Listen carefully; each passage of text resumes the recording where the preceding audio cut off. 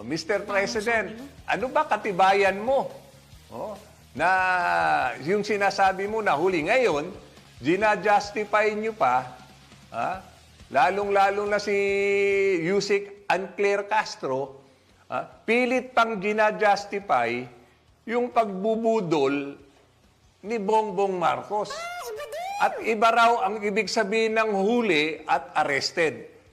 Double insult sa atin po yan. Oh? Para bang ininsulto mo na kami, ginagawa mo pa kami bobo. Mahirap po magbitaw ng isang salita ngayon po. No? Kaya nga po, ano ang sabi ngayon? No? Ang dami-dami mga palusot, ang dami-dami mga sinasabi. No? Nasaan na may intelligence span ninyo? No? Bakit wala man lang tumama?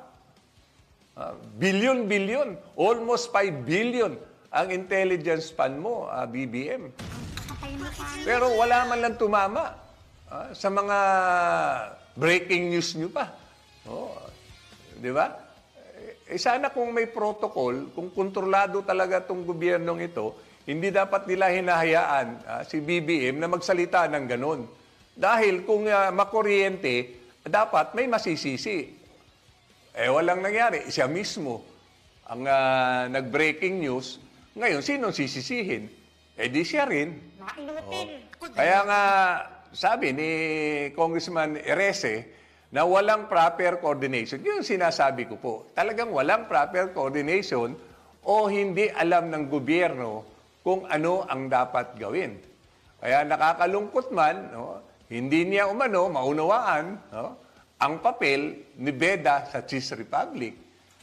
Dahil nga ang pangunahing may tungkulin alamin, ang kalagayan ng sinumang Pilipino roon ay ang konsulado ng Pilipinas ng naturang bansa.